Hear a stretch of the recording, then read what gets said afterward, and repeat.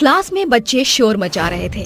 तभी उनकी टीचर चंदा क्लास में आकर कहती है, क्या बदतमीजी है ये, इतना शोर क्यों मचा रखा है क्लास में? Good morning ma'am. Good morning ma'am. Good morning ma'am. Good morning, but आज तुम सारे बच्चे हाथ ऊपर करके खड़े रहोगे जब तक मैं ना बोल दूं। बहुत शोर मचाने लगे हो आजकल। सॉरी मैम, अब से शोर नहीं मचाएंगे प्लीज मैम। सॉरी मैम, अब से शोर नहीं मचाएंगे प्लीज मैम। सॉरी। एक ही शर्त पर बैठाऊंगी, जब तुम इंग्लिश के फर्स्ट चैप्टर का टेस्ट दोगे। चंदा की बात सुनकर सारे बच्चे शांत हो जाते हैं। तभी सौरभ बोलता है, मैम मुझे टेस्ट अच्छे से आता है, मैं टेस्ट दूंगा। शाबाश सौरभ, बस एक ही बच्चे को मैं पढ़ाती थी क्या, औरों को कुछ नहीं आता? कुछ देर बाद चंदा सारे बच्चों का टेस्ट ले रही होती है। तभी पीछे के बच्चे खुसर फुसर करते हैं। आवाज सुनकर चंदा पीछे जाती है और कहती है, ये क्या करण, तुम चीटिंग कर रहे हो? तुम्हारी इतनी हिम्मत, अब मैं तुम्हें नहीं छोड़ूंगी, तुम्हें सजा मिलकर ही रहेगी। इतना कहकर चंदा सभी बच्चों के सामने डरावनी चुड़ैल बन जाती है। ये देखकर सारे बच्चे डर जाते हैं और कहते हैं, चुड़ैल, मैडम चुड़ैल कैसे बन सकती है? बचाओ बचाओ, कोई तो बचाओ। हाँ, चुड़ैल। ऐसा कहकर चुड़ैल करिश्मा और करण को हवा में लटका देती है। तभी करण कहता है, सॉरी मैडम, आपसे चीटिंग नहीं करूंगा, माफ कर दीजिए। नहीं करूंगी माफ। सुना तुमने, चीटिंग करने वाले बच्चों से मुझे सख्त नफरत है। मैम प्लीज मैम, एक बार माफ कर दीजिए, अब की बार मैं अच्छे से पढ़ूंगा प्लीज मैम। कोई और बच्चा है जो पीछे चीटिंग मार रहा हो? है तो बता दो, मैं उसे मार डालूंगी। आज जो बच्चे टेस्ट में फेल हुए हैं उन्हें मैं छोड़ूंगी नहीं। चुड़ैल मैम तो बहुत खतरनाक है। माया, अब हमारा क्या होगा? हाँ रूही, बहुत डेंजर है मैम। सुना तुम सबने, अब मैं तुम्हारे टेस्ट चेक करूंगी। ये बोलकर चुड़ैल कुछ देर बाद सारे बच्चों का टेस्ट पेपर लेकर चेक करती है और जो बच्चे फेल होते हैं उन्हें वो कहती है, कहा था ना मैंने कि पढ़ लो, लेकिन नहीं, तुम्हें चीटिंग करनी है, शोर मचाना है, पढ़ाई तो करनी नहीं है, इसीलिए अब मरने के लिए तैयार हो जाओ। चुड़ैल के सामने फेल बच्चे खड़े हुए होते हैं, जिन्हें वो बड़ी बेरहमी के साथ क्लास में सब बच्चों के आगे पटक पटक कर मार डालती है और कहती है, देखा तुमने कैसे इन बच्चों को मैंने मार डाला? क्या तुम भी इसी तरह मरना चाहोगे? मैं कुछ पूछ रही हूँ, बोलो। नहीं मैम। नहीं मैम। तो बताओ, पढ़ोगे या मरोगे? मैं फिर पूछती हूँ, पढ़ोगे या मरोगे? पढ़ेंगे मैम, पढ़ेंगे। हाँ मैम, हम सब पढ़ेंगे, प्लीज आप हमें मत मारना। ठीक है, अब तुम जा सकते हो। और हाँ, अगर किसी ने भी अपने माँ बाप को मेरे बारे में बताया या तुम में से किसी ने कल छुट्टी की तो समझ लेना, इन बच्चों से भी बुरी मौत दूंगी। सभी बच्चों में उस चुड़ैल का खौफ बैठ जाता है, जिसके बाद सब बच्चे अपने घर डरे सहमे हुए पहुँचते हैं। तभी रूही की माँ उसे कहती है, रूही बेटा, तू इतनी कांप क्यों रही है और इतना तेज बुखार क्यों है तुझे? कुछ नहीं माँ, मैं पढ़ने जा रही हूँ, मुझे बहुत पढ़ाई करनी है। अरे बेटा, पर सुन तो, इतनी तबीयत खराब हो रही है, फिर भी तुझे स्कूल से आकर पढ़ना है। रूही अपनी माँ की बात बिना सुने ही अपने कमरे में जाकर पढ़ने लगती है। दिन पर दिन उस चुड़ैल का खौफ बच्चों में बढ़ता ही जाता है और जो बच्चा नहीं पढ़ता उसे वो मौत की नींद सुला दिया करती थी। कुछ बच्चे स्कूल में प्रिंसिपल को बताने की कोशिश करते हैं, पर वो प्रिंसिपल बच्चों की बात नहीं मानता। सभी बच्चे पढ़ रहे थे कि बहुत दिन बाद क्लास में अभिषेक नाम का बच्चा गुनगुनाते हुए एंट्री मारता है। अरे दीवानो, मुझे पहचानो, कहाँ से आया, मैं हूँ कौन, मैं हूँ डॉन, मैं हूँ डॉन, मैं हूँ डॉन। अभिषेक, तू क्यों आया यहाँ पर? तू जा और भाग जा यहाँ से। क्यों, क्या हुआ? और तेरे इतने पसीने क्यों छूट रहे हैं? वो देख तेरे पीछे चुड़ैल। अभिषेक जैसे ही मुड़कर चुड़ैल को देखता है, वैसे ही उसकी सांस अटक जाती है और वो भागकर टॉयलेट में छुप जाता है। तभी चुड़ैल वहाँ पहुँच जाती है और उसे देखकर हंसती है। आखिर अभिषेक, तू आ ही गया, कितना इंतजार करवाया तूने मुझे। लेकिन अब तो ज्यादा देर तक जिंदा नहीं बच सकता। आप चंदा मैडम, आपको तो मार डाला था हमने। हाँ, मार डाला था तूने और तेरे बाप ने मिलकर, इसीलिए अब मरने के लिए तैयार हो जा। तेरे बाप को तो पहले ही मार डाला था मैंने। खैर, बहुत दिनों से तुम्हारा इंतजार था मुझे। मैम प्लीज मुझे छोड़ दीजिए, मुझे अपनी गलतियों का पछतावा है। प्लीज मैम छोड़ दीजिए, अब से मैं रोज पढ़ूंगा, मन लगा कर पढ़ूंगा। क्यों? तूने और तेरे बाप ने छोड़ा था मुझे उस दिन जब मैं दोनों के आगे गिड़गिड़ा रही थी? नहीं ना, तो अब मर। ये बोलकर ही चुड़ैल अभिषेक की जान ले लेती है और उसके टुकड़े टुकड़े कर देती है। तभी वॉशरूम के बाहर से प्रिंसिपल देख लेता है, जिसके बाद वो बहुत डर कर लड़खड़ा कर गिर जाता है। उसके गिरने की आवाज चुड़ैल के कानों में आ जाती है और चुड़ैल प्रिंसिपल को हवा में उठाती है, लेकिन फिर छोड़कर कहती है, मुझे माफ कर दीजिए सर। चंदा, ये क्या हाल बना रखा है? तुम कैसे मर सकती हो? अगर तुम मर गई थी तो बच्चों को पढ़ा कौन रहा था? प्रिंसिपल साहब, आपने सब वॉशरूम में सुन तो लिया था। आपको तो पता है मुझे पढ़ते हुए बच्चे कितने पसंद हैं। फिर भी मैं आपको सब शुरू से बताती हूँ। 1 महीने पहले की बात है, मैं अपनी क्लास में बच्चों को बहुत लगन से पढ़ा रही थी और जिन बच्चों का मैंने टेस्ट लिया था वो बच्चे फेल हो गए। उनमें से एक अभिषेक भी था, जिसे मैंने क्लास में सबके सामने कहा, अभिषेक क्या है, आजकल तुम बिल्कुल पढ़ते लिखते नहीं हो, 0 मिला है तुम्हें टेस्ट में, बताओ क्यों पढ़ाई नहीं की? मैम पढ़ लिख कर करना क्या है, आखिर बड़े होकर पैसा कमाना है ना। तो वो तो मेरे पास बहुत है, मेरे पापा इतने अमीर हैं कि बड़े बड़े स्कूल को भी खरीद सकते हैं और आपको भी। अभिषेक की ये बात सुनकर चंदा को बहुत गुस्सा आता है और वो एक जोर का तमाचा अभिषेक को जड़ देती है। ये क्या बदतमीजी अभिषेक, अपनी मैम से कोई इस तरह बात करता है? और ये क्या, मेरे पापा इतने अमीर हैं, इतने बड़े हैं, ये क्या लगा रखा है? पापा के पैसों पर तुम इतना उछल रहे हो? बेटा, पापा के पैसे उन्होंने कमाए हैं, तुमने नहीं। तुम्हें भी पढ़ना लिखना चाहिए ताकि तुम भी बड़े होकर कुछ बन सको। पढ़ाई जीवन में बहुत जरूरी है। आपकी इतनी हिम्मत, आपने मुझे मारा, अभिषेक को? तो तू अभिषेक है, अभिषेक बच्चन नहीं जो तुझे मार नहीं सकती। पढ़ना तो तुझे पड़ेगा। आप मुझे ऑर्डर देंगे? आप मुझे जानती नहीं है, मेरे पापा कितने अमीर हैं। एक कहने की देरी है और फिर देखना आपका क्या हाल होता है। क्या हाल करेगा? बता मुझे, क्या करेगा? इसी बात पर चंदा गुस्से में एक तमाचा और मारती है, जिसके बाद क्लास में अभिषेक की बहुत बेइज्जती होती है और सब बच्चे उस पर हंसने लगते हैं। ये बात अभिषेक को बहुत ठेस पहुंचाती है और घर जाकर वो अपने पिता ठाकुर रविंद्र प्रताप से कहता है, पापा मुझे उसने बहुत मारा, देखिए आपका बेटा कितना लाल हो रहा है। किसकी इतनी हिम्मत हुई जिसने मेरे बेटे को हाथ लगाया? पापा, वो चुड़ैल गंदी सी मेरी क्लास टीचर ने, वो उसी ने मारा, बस इतनी सी बात पर कि मेरा पढ़ने का मन नहीं करता। इतनी सी बात के लिए उसने मेरे बेटे को मारा?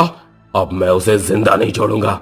ये कहकर ठाकुर स्कूल में चंदा के पास पहुंच जाता है और कहता है, तो तू है ना चंदा जिसने मेरे बेटे को मारा? हाँ, मैं ही हूँ। आपके बेटे ने बदतमीजी इतनी की थी कि मुझे उस पर हाथ उठाना ही पड़ा। क्या ये सब सिखाते हैं आप उसे, गुंडागिर्दी? तूने मुझसे और मेरे बेटे से उलझकर बहुत बड़ी गलती की है, जिसका हिसाब अब तुझे चुकाना ही पड़ेगा। क्या मतलब? चंदा इतना कहती है कि ठाकुर और उसका बेटा चंदा के पेट में चाकू घोंसकर मार डालते हैं, जिसके बाद बदले की भावना में मैं चुड़ैल बन गई। लेकिन सर, अब भी मैं यही चाहती हूँ कि बच्चे खूब पढ़े लिखे। सच में चंदा, तुम्हारे साथ बहुत बुरा हुआ। तुम एक बहुत अच्छी टीचर थी जिसने मरने के बाद भी बच्चों को पढ़ाया, लेकिन तुमने कहीं बच्चों की जान भी ले ली। इसके लिए मैं तुम्हें माफ नहीं कर सकता। मुझे माफ कर दीजिए सर, लेकिन जो बच्चे पढ़ेंगे नहीं उन्हें मरना तो होगा ही। देखो चंदा, अच्छा यही होगा कि अब तुम यहाँ से चली जाओ, वरना मुझे मजबूरन दूसरा कदम उठाना पड़ेगा। ये सुनते ही चंदा हमेशा हमेशा के लिए वहाँ से चली जाती है। 2 स्कूल के बच्चे स्कूल की 3री मंजिल के ऊपर जाते हुए एक दरवाजा खोलते हैं, जिसके बाद वो दोनों बच्चे उस क्लास के अंदर कुछ ऐसा देखते हैं जिसे देखकर उनकी आंखें फटी की फटी रह जाती हैं। अरे देख तो सही, अंदर कितना बड़ा भयानक भूत है। अरे भूत नहीं, भूत के साथ साथ बच्चे भी भूतिया हैं जो उस भूत से पढ़ रहे हैं। लेकिन ये भूत इन भूतिया बच्चों को क्यों पढ़ा रहा है? आखिर ये लोग कौन हैं और हमारे स्कूल में क्या कर रहे हैं? देख राघव, मैं तेरे कहने पर इस 3री मंजिल पर तो आ गया, लेकिन अब बहुत हो गया। अब तू मेरी बात मानेगा और यहाँ से वापस चलेगा। रुकना यार, थोड़ा सा देखने तो दे, आखिर ये भूत इन बच्चों को पढ़ा क्या रहा है। मैं कह रहा हूँ तू मान जा, नहीं तो ये भूत हमारे ही पीछे पड़ जाएंगे। राघव परविंदर की एक नहीं सुनता, जिसके बाद वो क्लास का हल्का सा दरवाजा खोलकर उस भूत और भूतिया बच्चों को देखने लगता है। लेकिन तभी अचानक से राघव का हाथ टेबल पर रखे हुए एक शीशे के गिलास पर लग जाता है, जिसके बाद वो गिलास नीचे गिर के टूट जाता है और तभी बहुत तेज आवाज आती है। अरे राघव, तूने ये क्या कर दिया? मैंने तुझे मना किया था ना। अब देखना, अंदर से सारे भूत निकल आएंगे और हम दोनों को मार देंगे। अरे कुछ नहीं होगा, मैं अभी इसे उठा देता हूँ। लेकिन तब तक अंदर से भूत और भूतिया बच्चों के कानों तक शीशा टूटने की आवाज पहुंच जाती है, जिसके बाद वो दरवाजे से बाहर आने वाले होते हैं। ये सब परविंदर देख लेता है, जिसके बाद वो राघव का हाथ पकड़कर उसे खींचता हुआ ले जाने लगता है। अरे भाग राघव, ये देख भूत बाहर निकल आए हैं, अब वो किसी को नहीं छोड़ेंगे। जैसे ही उस क्लास का भूतिया टीचर बाहर निकलता है, वो कांच का गिलास टूटा हुआ देखकर गुस्से से कहता है, हमारी क्लास तक पहुंचने की हिमाकत इन्होंने की कैसे? हमारे नियम को तोड़कर इन्होंने अच्छा नहीं किया। अब इन लोगों को इसका भुगतान करना होगा। चलो रे भूतिया स्टूडेंट्स, आज तुम सभी को एक नई क्लास सिखाता हूँ कि इंसानों को किस तरह मारा जाता है। ये कहकर भूतिया टीचर सभी भूतिया बच्चों को अपने साथ नीचे के फ्लोर पर ले जाता है और क्लास में पढ़ रहे बच्चों के ऊपर हमला बोल देता है। जाओ बच्चों, जिसे जितना खाना है तुम खा सकते हो, कोई रोग नहीं है आज तुम्हें। भूत के इतना कहते ही भूतिया बच्चे क्लास के अंदर पहुंच जाते हैं और इंसानों के बच्चों के ऊपर हमला बोल देते हैं, जिसके बाद पूरे स्कूल में बच्चों की भगदड़ मच जाती है और सभी बच्चे अपनी अपनी जान बचाकर वहां से भागने लगते हैं। हे भगवान, इस स्कूल में ये भूतिया बच्चे और भूतिया टीचर कहाँ से आ गया? वैसे ही हम अपने टीचर से इतना परेशान थे और अब ये भूतिया टीचर हमें टॉर्चर करने के लिए आ गया है। अब हम क्या करें? कोई नहीं बचेगा। तुम लोगों ने हमारा नियम तोड़ा है, अब तुम सभी मारे जाओगे। तभी भूत सौरभ को पकड़ता है और उसकी गर्दन उसके शरीर से अलग करके उसे खा जाता है। देखो मेरे भूतिया बच्चों, ऐसे ही इंसानों का शिकार करते हैं। अब तुम भी इन लोगों को इसी तरह मार कर खाओ, तुम्हें बहुत मजा आएगा। सभी भूतिया बच्चे स्कूल की इंसानी बच्चों की गर्दन उनके शरीर से अलग करते हैं और उन्हें खाने लगते हैं। भूतिया बच्चों का कहर पूरे स्कूल में फैल जाता है, जिसके बाद ये बात एक लीला नाम की टीचर प्रिंसिपल तक पहुंचा देती है। प्रिंसिपल साहब, अनर्थ हो गया। वो भूत अपने भूतिया बच्चों के साथ नीचे आ गया है। जिस बात का मुझे कई सालों से डर था, आज वही हो गया। हमें उन्हें लेकर आना होगा, नहीं तो वो सभी भूत हमारे स्कूल के सारे बच्चों को और टीचर्स को जान से मार देंगे। तुम मेरे साथ चलो। प्रिंसिपल लीला को अपने ऑफिस में लेकर जाता है, जहाँ एक गुप्त रास्ता होता है। उस गुप्त रास्ते से वो स्कूल के बाहर की तरफ निकलता है, जिसके बाद लीला और प्रिंसिपल दोनों मिलकर जंगलों से गुजरते हुए एक बहुत ही भयानक कब्रिस्तान में पहुंच जाते हैं, जहां पर एक बहुत ही प्रसिद्ध अघोरी बाबा एक चिता के पास घूम घूम कर नृत्य करते हुए एक मंत्र का जाप करने लगते हैं। जटाडपि गलज्जल प्रवापावित स्थले गले लंब लंबिता भुजंग तुंग मालिकाम डमन डमन डमन निवाद वन्नवन चकार चंड तांडवम तनोदना शिवा शिवम ओम। जिसके बाद उस चिता के अंदर से एक आत्मा निकलती है। उस आत्मा के निकलते ही अघोरी बाबा अपना मुंह खोलते हैं, जिसके बाद वो आत्मा अघोरी बाबा के मुंह में चली जाती है और वो पहले से भी ज्यादा शक्तिशाली हो जाते हैं। तभी प्रिंसिपल अघोरी बाबा के पास जाते हैं और उनसे कहते हैं, बाबा हमें आपकी मदद चाहिए, हमारे साथ फौरन चलिए, नहीं तो आज बहुत ही अनर्थ हो जाएगा और मेरे स्कूल का एक भी छात्र या टीचर नहीं बच पाएगा। मैंने तुमसे कहा था कि तुम सावधानी रखना, लेकिन तुम असमर्थ रहे। हमें उन्हें रोकने के लिए शक्तियों की जरूरत है। तुम थोड़ा इंतजार करो, मैं पहले थोड़ी शक्तियां ग्रहण कर लूं। तभी अघोरी अपने मन ही मन एक मंत्र का जाप करते हैं और उसके बाद कहते हैं, मेरे कब्रिस्तान के मुर्दों, आज मुझे तुम्हारी जरूरत है। मेरे अंदर समा जाओ और मेरा साथ दो। अघोरी बाबा के इतने कहते ही कब्रिस्तान की सभी कब्रों के अंदर से आत्माएं निकलने लगती हैं, जिसके बाद अघोरी बाबा अपना मुंह खोलते हैं और सभी आत्माएं उनके अंदर घुस जाती हैं और वो बहुत ज्यादा शक्तिशाली हो जाते हैं। जिसके बाद वो प्रिंसिपल और लीला के साथ स्कूल जाने के लिए निकल जाते हैं। स्कूल पहुंचते ही अघोरी बाबा को चारों तरफ भूतिया बच्चे और भूतिया टीचर दिखाई देते हैं, जिन्हें देखते ही अघोरी बाबा एक मशाल जलाते हैं और प्रिंसिपल से कहते हैं, तुम मेरे पीछे पीछे चलना। अघोरी की बात सुनकर लीला और प्रिंसिपल अघोरी बाबा के पीछे पीछे चलने लगते हैं। जिसके बाद अघोरी बाबा को स्कूल में आते हुए देख सभी भूत और भूतिया बच्चे उनके सामने आकर खड़े हो जाते हैं। कहाँ जा रहा है अघोरी? हमारी इजाजत के बिना तू अंदर नहीं जा सकता। ये स्कूल भूतिया है और स्कूल पर सिर्फ और सिर्फ हमारा राज है। स्कूल के बच्चों और टीचर को छोड़ दे, नहीं तो तेरे साथ बहुत बुरा होगा, जो तूने कभी अपने सपने में भी नहीं सोचा होगा।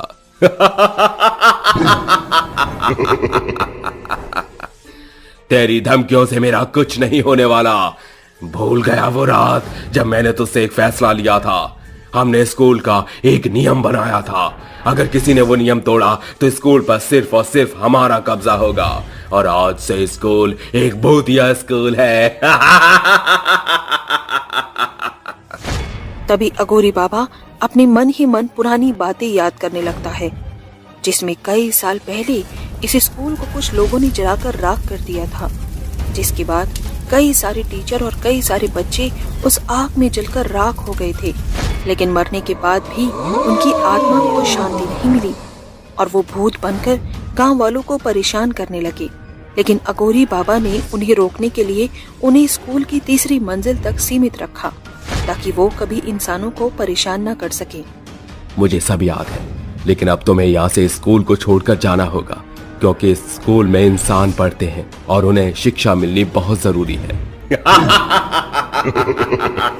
अब मेरे भूतिया स्कूल पर तुम इंसानों का कोई वजूद नहीं, यहाँ सिर्फ और सिर्फ मेरे भूतिया बच्चे पढ़ेंगे। अघोरी के कई बार समझाने के बाद भी भूत उसकी एक नहीं सुनता, जिसके बाद अघोरी को न चाहते हुए भी अपने अंदर की सभी आत्माओं को अपने मुंह के द्वारा बाहर निकालना पड़ता है। जिसके बाद वो सभी आत्माएं भूतिया स्कूल की सभी आत्माओं से लड़ना शुरू कर देती हैं। धीरे धीरे भूतिया स्कूल की आत्माएं कम होने लगती हैं और आखिरी में अघोरी बाबा भूत को मारने के लिए अपने रुद्राक्ष की माला उसके ऊपर फेंक देता है। जिसके बाद उसके साथ साथ स्कूल के सभी भूतिया बच्चे भी जलकर राख हो जाते हैं और स्कूल के ऊपर से भूतों का साया हमेशा हमेशा के लिए खत्म हो जाता है। उस दिन के बाद गांव के सभी बच्चे उस स्कूल में आराम से पढ़ाई करने लगते हैं।